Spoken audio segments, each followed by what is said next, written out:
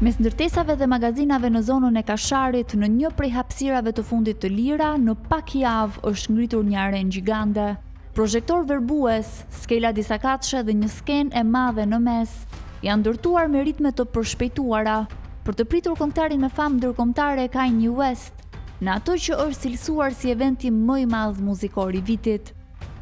Për realizimin dhe mbarvajtjen e të ashtu quajturit koncert historik, i cili rrezikoi anullimin, u mobilizua edhe vetë qeveria shqiptare. Por ardhja e këngëtarit ndërkombëtar në Shqipëri përkoi në një kohë tensionesh sociale e politike, ku mijëra shqiptar kanë hyrë në muajin e dytë të protestave. Financimi i koncertit me fonde publike ka nxitur reagime të shumta, përfshirë thirrje për bojkot në rrjetet sociale dhe akuza se fondet e emergjencës po përdoren për një aktivitet privat. Ndërsa kritikët e gjykojnë këtë veprim si të gabuar, ky debat ka ngritur pikpyetje serioze se si përdoren paratë e taksapaguesve në një kohë ku shumë sektor kyç, si arsimi apo shëndetësia, karakterizohen nga mungesa të vazhdueshme fondesh. Të pyetur nga Shteg, ekspertët shtrojnë hipotezat se çfarë ndikimi do të kishin të njëjtat para nëse do të investoheshin në shërbime publike.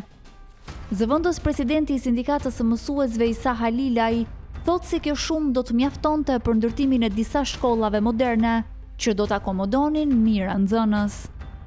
Për rastin konkret, normalisht që është një shumë goxha e mirë, normalisht nëse do ta investonim në arsim, do të ishte diku nga 4 shkolla të mira moderne në Tiranë, ose rreth 4-5.000 nxënës do sistemoshin përfundimisht në një ambiente moderne.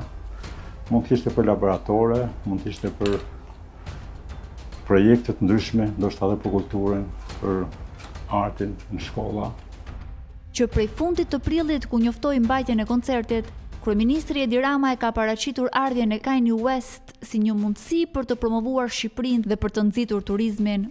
Me të njëjtin argument, pak ditë më parë, ai justifikoi edhe akordimin e 4 milion eurove nga fondet publike, duke deklaruar se fluksi i turistëve të huaj do të gjenerojë të ardhurat që e tejkalojnë këtë investim. Por Halilaj mbetet skeptik. Sipas tij, në sesionimi i qeverisë së zhvillimi i turizmit, investimi më i qëndrueshëm nuk është financimi i një eventi një ditor, por forcimi i arsimit profesional, i cili përgatit pikërisht burimet njerëzore që i duhen këtij sektori. Por në qoftë se mendojmë që kjo ose propagandohet që do i shërbejnë turizmit, ndoshta do ishte më mirë që ky investim fokusohej tek arsimi profesional.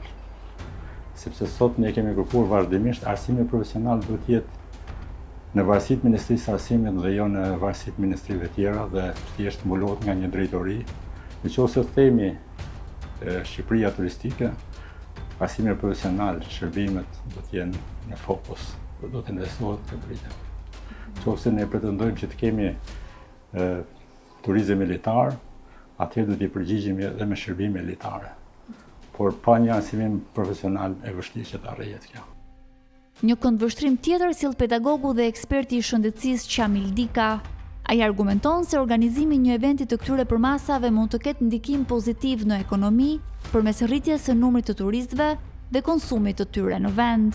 Megjithatë, Dika thekson se qeveritë shqiptare e kanë lënë në harres shëndetësinë, ndërsa shqiptarët vazhdojnë të mbulojnë nga xhepi i tyre një pjesë të konsiderueshme të shpenzimeve për kujdesin shëndetësor. Sistemi shëndetësor në këto 35 vite gjithmonë ka lënguar, do të thosha unë, nga nevoja për më shumë financim.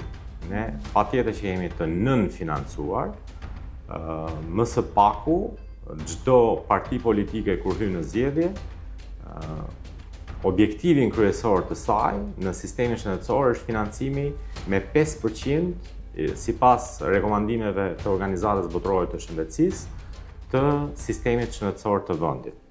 Ajo që ne shikojmë që asnjë ndër qeveritë e këtyre 35 viteve, pra më shumë se 3 dekada, nuk kanë arritur të kenë asnjëherë këtë nivel financimi. Sipas Dikës, miliona euro të financuara nga paratë publike përdoren pa eficiencë dhe pa transparencë, duke ndikuar drejt për drejt në cilësinë e shërbimit shëndetësor.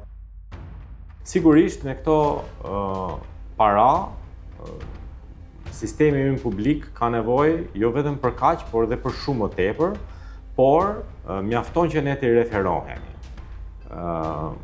raporteve të ndryshme të kontrollit të lartë të shtetit, ku do të gjejmë jo vetëm 4 milionë euro shpërdorime, por shumë më tepër se sa kaq.